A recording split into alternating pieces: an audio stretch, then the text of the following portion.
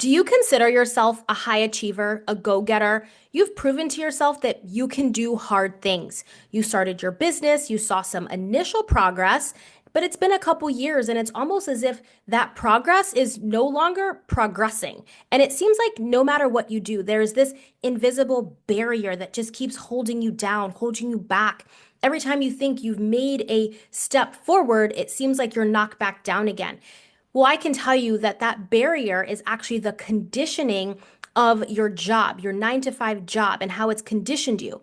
But in this video, I'm going to share with you how to undo that conditioning. I got 3 distinct steps I'm going to share with you to undo this conditioning that has made business feel like a challenge, has made content feel like such a struggle. And I want you to first realize that this actually starts with the school system.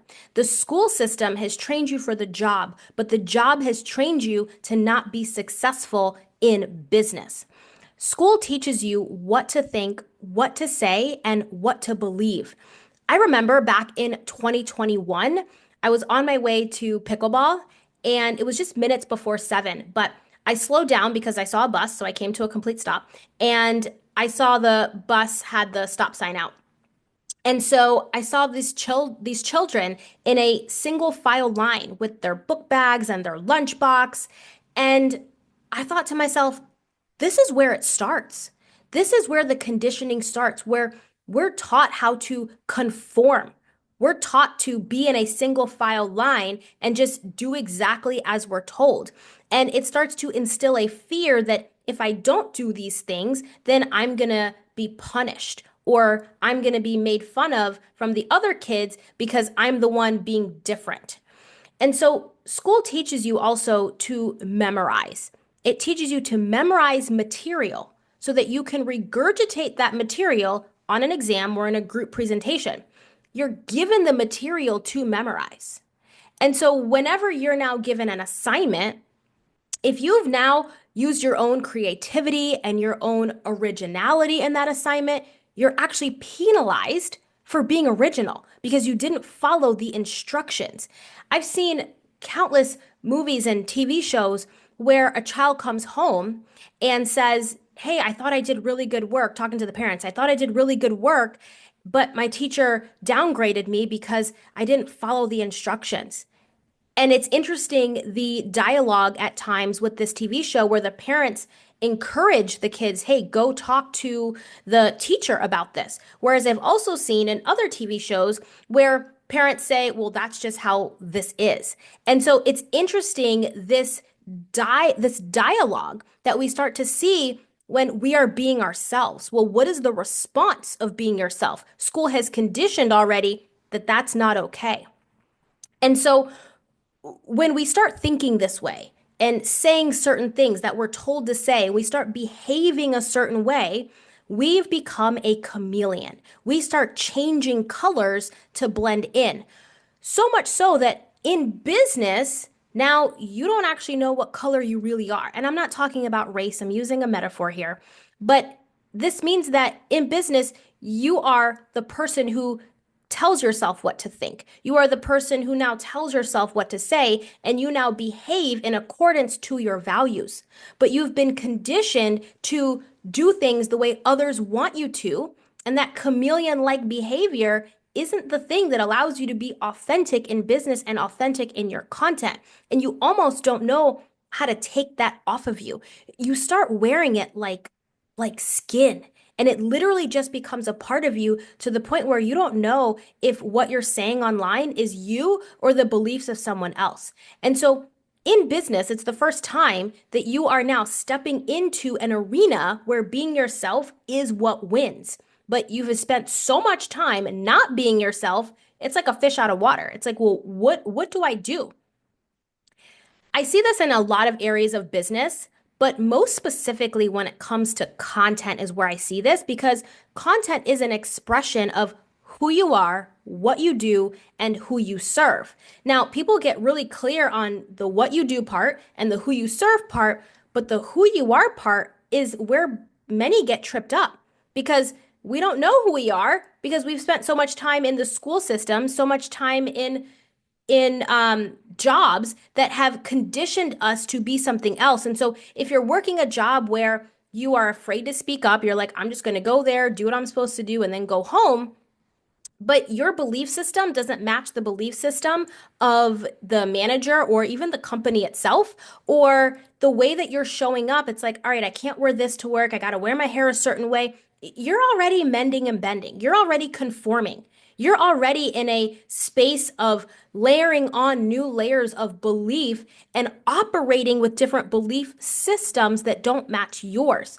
But we become what we've practiced. And every time we practice being any other way besides ourselves, we're just creating a new neural network in our brain that is telling us how to operate. It's almost like if you are right-handed and you try to write your name with your dominant hand, you can do it easily. When you try to write your name with your non-dominant hand, what happens? You're slow. Your brain has no connection to being able to actually do that.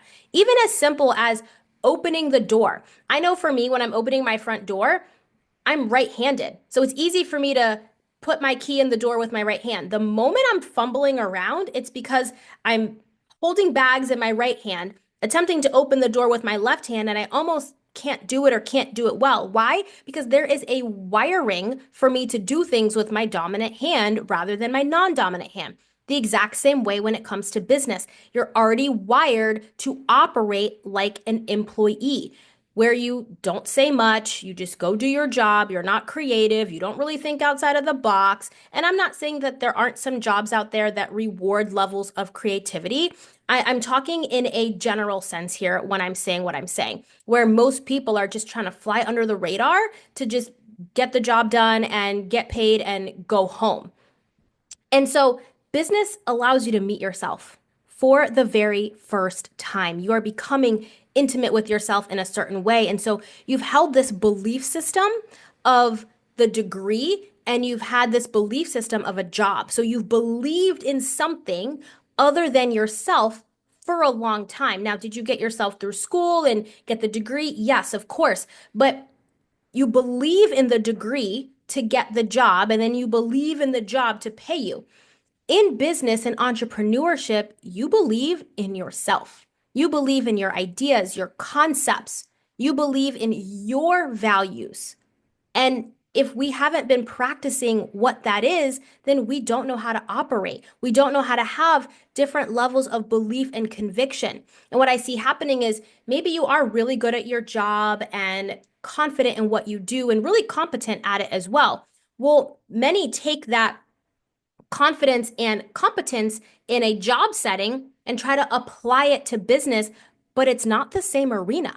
It's almost like when Michael Jordan took a break from playing basketball and went to go play golf. He's still an athlete, he's still a confident person, but that confidence on the basketball court is not the same kind of confidence on the golf course. So, yes, both involve a ball. You've got a basketball, you've got a golf ball, different sizes, right? And so the confidence doesn't transfer the same way. He might have a level of mentality to overcome the challenge. He might know how to have good body awareness to hit that golf ball, but it's a completely different skill set. And so entrepreneurship is a different skill set. So don't beat yourself up if you're thinking to yourself, why is this so difficult? Why is business not happening fast enough for me?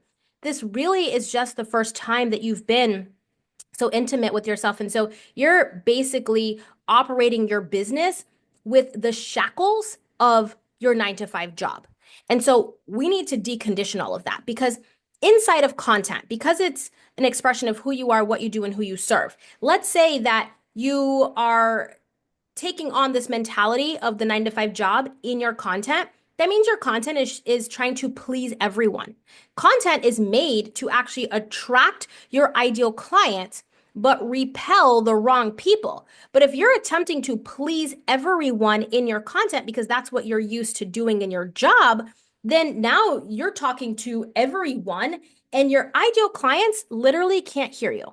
There is a distinct way that each and every person speaks that will call in and literally attract the ideal person to work with them based on experiences and insights that you're delivering in your content. But if you're looking to please everyone, then you are creating vanilla like content, or overcooked chicken with no seasoning is dry because you're trying to please everyone, so you don't actually put out some of your best stuff because you're holding back, and you don't even realize that there's almost a dissonance or a like disconnect within yourself when you're doing that because of how you have been conditioned. So what you've been doing for your content actually feels pretty normal, but what you are aware of is something isn't landing. There's something in you that might be feeling a bit disturbed, disconnected, maybe a void. Like, why isn't it landing? Well, it's likely because you are trying to please everyone in your content. The other thing is, if you're avoiding being judged or you're avoiding being criticized, you're going to use words to not trigger anybody. And you're going to try to say things to make sure that people understand what you are saying rather than you creating content that demonstrates that you understand your audience. And sometimes that actually comes with you having to say really difficult things and hold a level of accountability for your audience and for your ideal clients in your content. And so if you can't hold that high level of accountability with your words, that's because you're worried that, hey, if I talk so boldly online, people are going to judge me or they're going to criticize me. So what do? Instead? You shrink.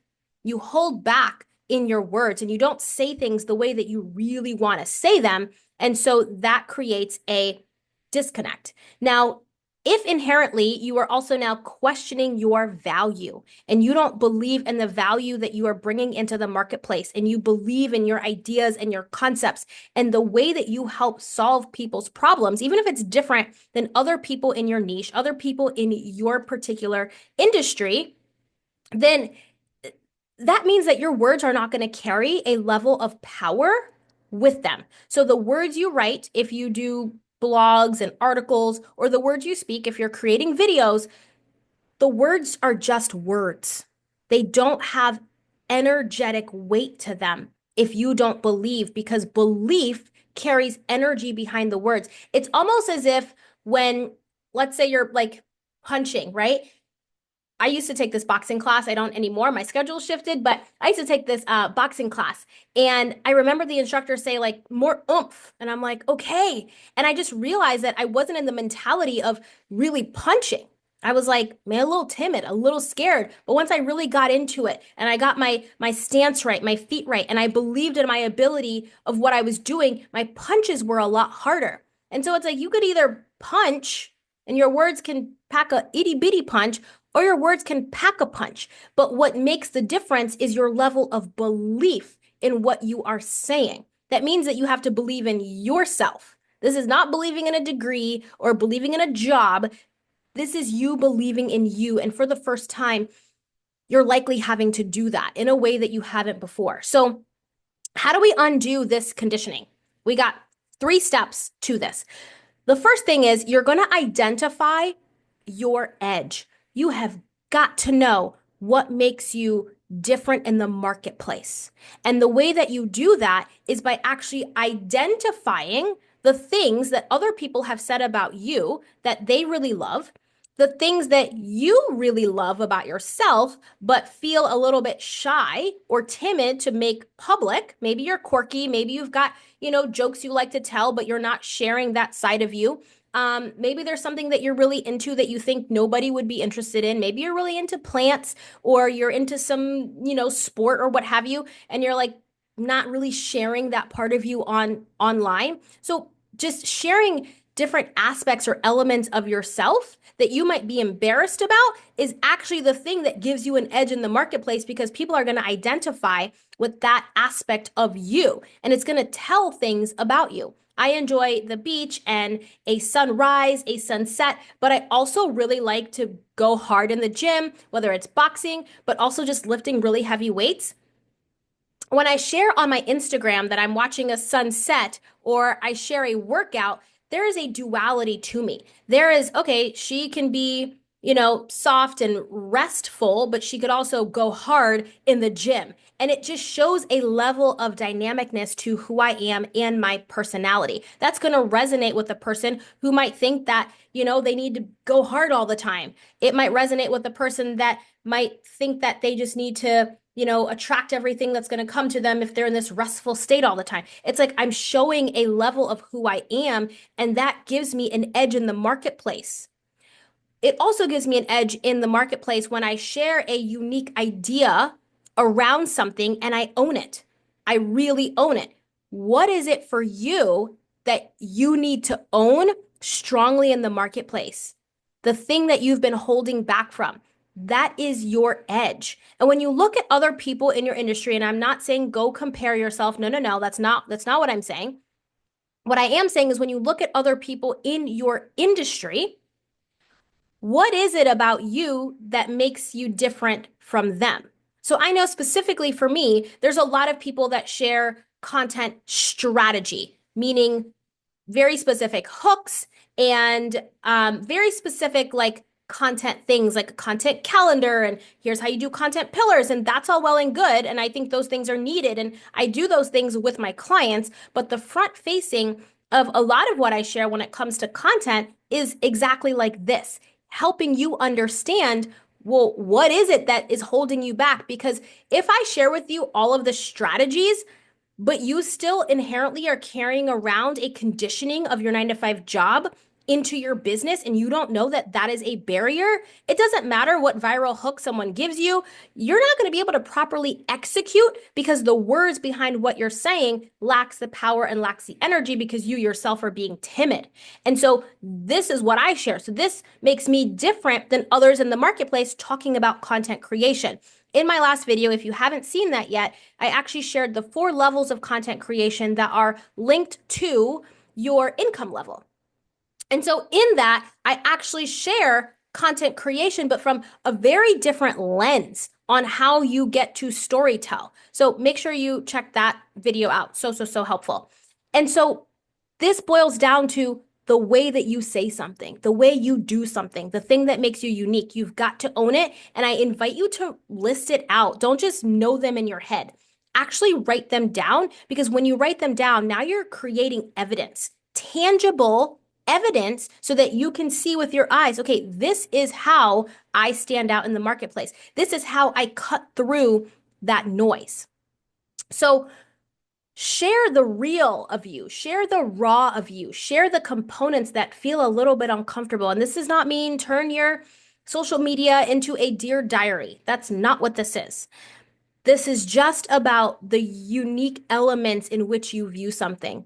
Allow people to see into the corner of your world. So you're not just saying things you think people need to hear so that they buy from you. Oftentimes, when you're trying to say what you think people need to hear so that they buy from you, is actually when no one's buying, because that's really not what they need to hear. It's what you think they need to hear. But the truth is, when you are actually speaking from a level of heart, a level of soul, where you are genuinely serving your audience and thinking about their problems, their needs, their desires, and what they truly want, and you say the thing that you need to say the way you need to say it, that is what creates that instant attraction for people to come into your world and feel confident in purchasing from you, because your delivery of your content is confidence, and that confidence transfers. So that is really how you start to identify that edge. The second thing is, whenever you write a piece of content, I want you to ask yourself this question. Am I attempting to please everyone, or am I speaking directly to my audience? This question is so good because sometimes when we initially write a piece of content, we're writing it with a filter on. It's the filter of let's not be judged, make sure everyone likes me, make sure I'm accepted, make sure that I'm pleasing everyone, let me not trigger anybody, let me not make anybody mad. That initial filter is there. But when we write from there, then we get to go back, whether it's hours later, a day later, moments later, we get to go back with the filter of this question. Am I attempting to please everyone or speaking directly to my audience? Now you're looking for, am I looking to please anybody? So you're reading your content And you've now got the lens, not a filter, you've got the lens of, ooh, I could see, I don't really like this word that I used here. This is not really the word I want to say. What I want to say is this. We'll swap out the words. You're basically editing your own content from a different lens. If you start to feel like you're reading something, check in with your body and go, my body isn't really down with that, right? Use your intuition as you go back and read your content. You're going to feel when there's a disconnect in what you're saying. So when you go back and you read that, you're going to look for, well, what is resonating here or what feels off? Now you can go back and actually mold that particular piece of your content, whether it's a video, a blog, or an article that you are writing.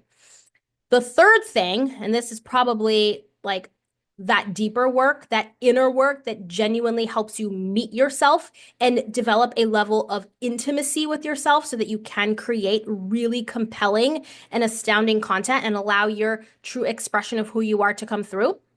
Number 3 is, what are you afraid of or worried will happen if you speak truth in your content?